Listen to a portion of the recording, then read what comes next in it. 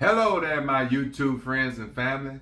Hope you're doing wonderful on this beautiful Saturday in July.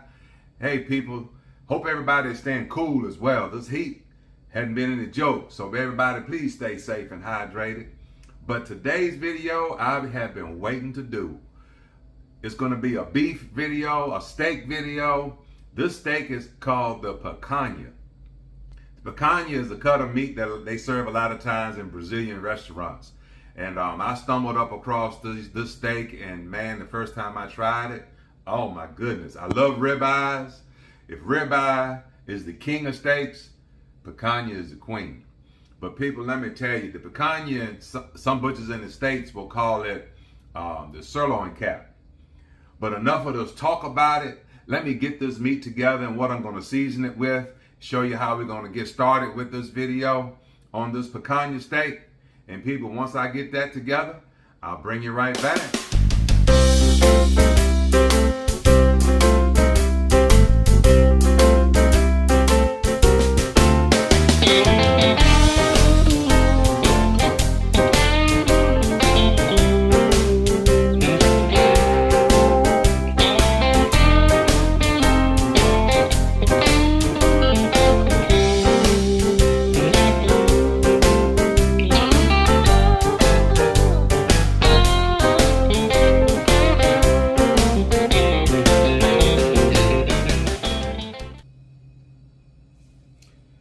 Okay, people, we're back.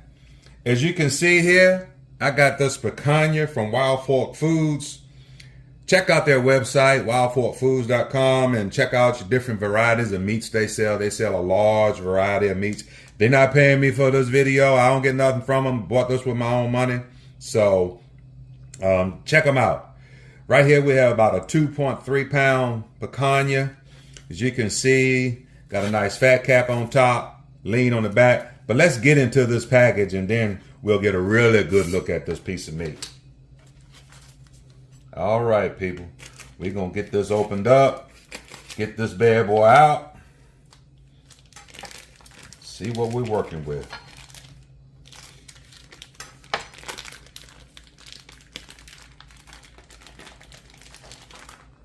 Oh, yeah. Look at that beautiful cut of meat. We're going to get some paper towels. Pat this sucker off. Look at it and cleaning up we got to do. Get it cleaned off so y'all can get a better look at this cut of meat.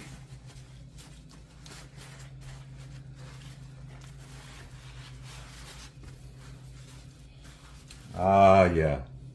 Can't be throwing fat everywhere. But here we go, people. If you look at this piece of meat right here, you can see you got a lean side there and you got a fat side. You want to leave this fat cap because when you cook it, it's going to render down, and the flavor that's in it, oh man, it's going to be totally delicious. But how we're going to do this, we'll look at this and see any silver skin. We'll get it off because that's just not appetizing when you go to eat it. We'll take that little bit of silver skin we see right here off. Got a little bit more right here we'll take off.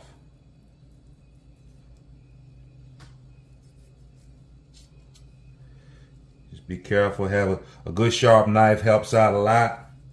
Getting that right off, not losing much meat. That'd be good enough. Now, how you cut this roast into a steak. As you can see, you want to cut this piece of meat with the grain. See the grains of the meat going this way? So what you want to do, you want to cut with the grain, so when you get done cooking it and you cut your bite, you'll cut across the grain, and that way you'll have your most tender bite. So people, right now, we're going to get these cut into steaks. You want them fairly thick, almost 2 fingers wide. So let's get these cut into steaks. There's one. Oh, yeah. There's 2. Like I said, about 2 fingers wide. Oh, yeah. Yes, indeed. Hey, that's how we're going to roll with that right there. Look at that beautiful marbling inside that steak, that beautiful fat cap. I'm telling you, people, you don't want to lose that. You want to keep that. That's a beautiful cut of meat. So, folks, I'm going to show you how we're going to season this. Once I get set up for my seasoning, I'll bring you right back. All right, people, we're back. As you can see, I got my setup here, how we're going to season these steaks. And oh boy, it's real complicated. No, just playing. It's really not. When you got good quality meat, you don't want to over season it. You don't want to get in the way of that good meat. Right now, what we're going to season with, as you can see here, some Maldon sea salt flakes. This sea salt, it is a coarse, almost diamond shaped salt. And all we're going to do is, we're just going to put that salt on there. Give it a good little generous coating on there, people, on these steaks. And I'm telling you, I'm going to explain all of this. What we're going to do is we're going to do what we call a dry brine on these steaks. The dry brine is, I'm doing this in the morning on these steaks, and I'm not cooking them until much later this evening. You can actually do this 24 hours overnight. You can do this overnight in the fridge. When I got off work this morning, I didn't feel like doing it then. So we'll get 5 or 6 hours of dry brine on these steaks. But what you can see here, we're getting the salt all on these steaks. Get a nice little coating on here. You want to get all parts of it. Get a little on that fat cap. Get a little on that fat cap. It'll stick. It'll hold on. That's all you want. We'll get a little bit more on that on here. As you can see, this is real difficult, huh? No, not really. People like to overcomplicate cooking, but I try to keep it simple. Because sometimes being complicated, it turns people off from cooking. But man, how much you can enjoy it. Now, you're going to flip these steaks over. Gentle not to knock off what you got on there. Yes, indeed. And what this dry brine is going to do, as the steak sits in the refrigerator, the way it is, leave your little space so your air can get around it. That salt is going to dry out this meat, going to pull the moisture up out of this meat, drying out the daggone texture of the meat. But as it sits, it's going to pool up on top, the moisture is, but then it's going to draw the salt back into the steak after it dries out. So it'll pull the moisture out, and then the moisture will sink back into the steak. And then that will season the entire inside of your steak. So people, sometimes when you got a real good cut of meat, like I said, don't overdo it. Don't ruin it. You want to taste that beef flavor. And put a little bit on these sides here to make sure we get a good even coating. Like I said, and this will not make your meat overly salty. It will not be too salty. So people, what I'm going to do now, just get these in the fridge, uncovered, just like this, and they'll sit there 4 or 5 hours at least. It may be a little longer than that. Might end up being 6, 7 hours till I feel like cooking them later this evening. So people, hold tight, and we'll be back much later on, and I'll show you what these steaks are going to look like once they dry brine. So folks, we'll see you after a while. All right, people, we're back. Man, these daggone picanha have been sitting there doing that dry brine for about 8 hours. You look at the color difference that you see in them. That salt has pulled the moisture out, set on top, and then drawn the moisture back into the meat, taking the salt with it. I got the Weber kettle coming up to temperature out there with some cowboy lump charcoal. And man, we get ready to get them on there. We're going to do reverse sear on them. We're going to have them on the indirect side till they come up to about 110, 115 degrees. Then we're going to sear them off on the hot side and have them straight decided to do a couple sides. We got some baked potatoes, and we're gonna do a quick dish of sauteed asparagus to go along with this picanha. Hey, you don't have to go out and spend a lot of money and have a fancy meal. It's good sometimes just to get out and do something, but today we're gonna have a gourmet.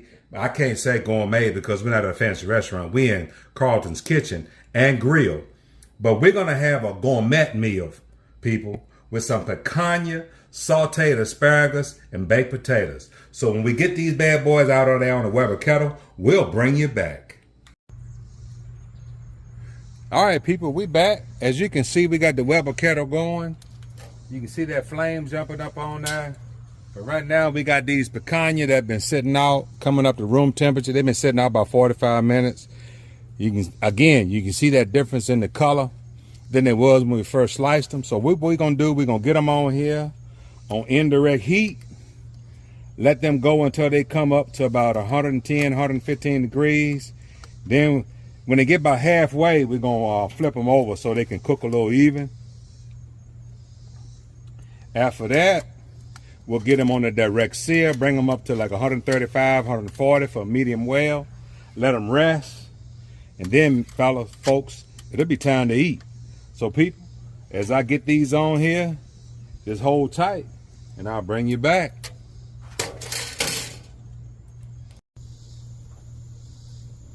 All right, people, we back. As you can see, we got some smoke rolling out the Weber kettle. Look at that, will you? Oh my goodness. Look at those picanha looking pretty. My wife, she wanted a ribeye, so I went on through one of them on. But we are right now sitting at about 105 degrees. I checked it with that daggone Inkbird. And so what we're gonna do is give it a few minutes on the other side. I flipped them over. Then we're gonna get some more charcoal, take them off, dry them off, get that charcoal screaming hot. Then we're gonna sear these daggone bad boys off. Once we sear them off, we'll get them up to about 140 degrees. Once they hit that, we'll pull them off and let them rest. And folks, hey, then it'll be time to eat. So people, when we get this all squared away, I'll bring you back. All right, people, we back. What we're gonna do now, I'm gonna check these temps on these daggone steaks one more time, real quick. Let's see what the old Inkbird says. Oh yeah, 120. We're almost at our temperature, what we want. I've been lollygagging around, conversating. But what I'm gonna do now, I'm gonna open these vents up on this grill, get this grill searing hot. Then we're gonna sear these steaks off. Once we get them seared off, then we're gonna get them resting.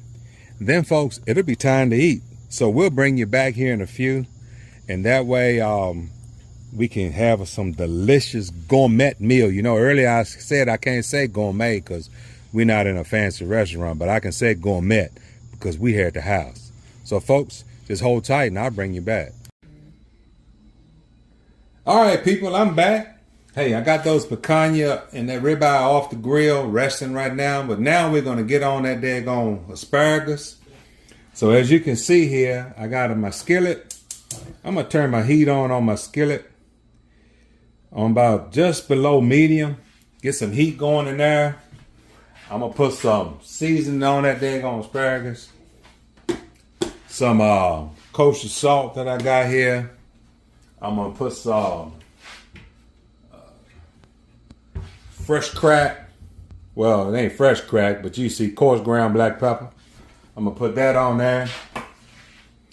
Gonna get that asparagus in there, moving around, get it sauteed. I'm gonna put a little butter in it. And once that gets all done and my stove heats up, my pan gets hot, I'll bring you back so you can see how we're gonna do these asparagus. So people, just hold tight and I'll bring you back. All right, people, we're back. My pan has come up to temp. I'm gonna take this asparagus, get it in the pan, as you can see. Woo! Listen at that sizzle, y'all. Get that in there. We got some olive oil in the pan. I'm gonna put some coarse cracked pepper in the pan. grab this kosher salt here. I'm going to sprinkle that over it. Oh, yeah. Oh, yeah. And people, then I'm going to get me a little butter. I'm going to put a little butter in there to go along with the olive oil just to enhance that flavor up a little bit. And we're going to let that cook on long, people. So as you can see,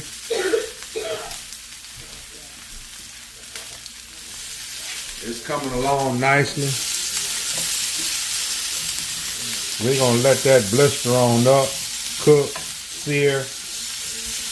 And I think once that gets ready, people, it'll be time to eat. So as you can see, nothing major serious about this on the asparagus.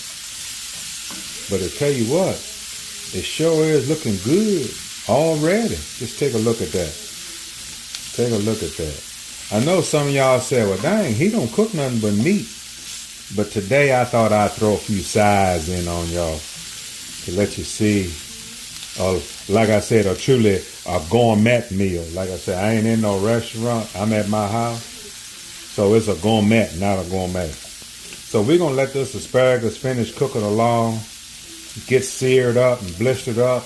Then after that, people, we'll bring you back.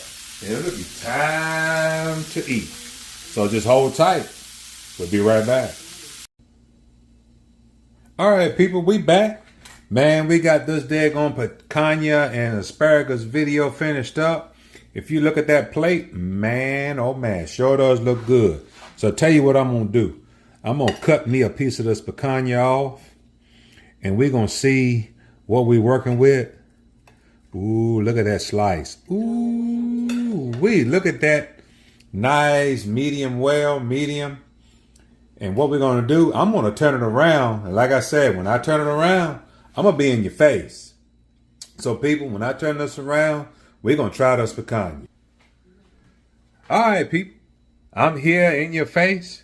We're going to try this piece of meat. Let's see what we're working with. Oh, my goodness. Tender, juicy. The flavor, the char, the smoke of that hickory wood I had on there. It is so delicious, people.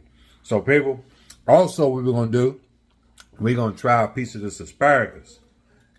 Look at that, nice and tender looking. We're going to try us a piece. So let's see what we're working with this asparagus, folks.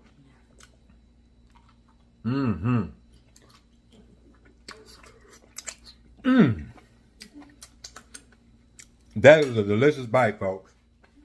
So let me tell you one thing. Like I said earlier in this video, it's been a long day processing this video and getting this good meal put up for you. But what I want to do is, I'm going to bring my son in here.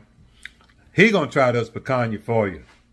So let me get my cane and turn around so he can try this as well. I'm going to cut him off a piece, see what he got to say. Hold tight, folks. I like it when guests are in the house. So here he is. Let him come on in the camera and give us a word. All right, let me get some.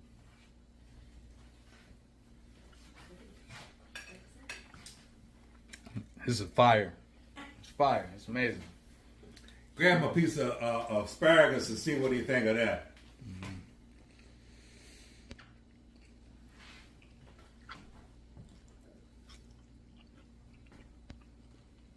It's great as well. All right. It's great as well. It's amazing. All right. There it is. Well, people, you see, hey, it's a Saturday cook. It's been nice today. Enjoyed doing this for y'all. I hope y'all enjoyed this video as much as I enjoyed making it. And people have a good weekend and a nice Saturday, Sunday tomorrow. But like I always say, hey, folks, just keep on cooking. Until next time, take care.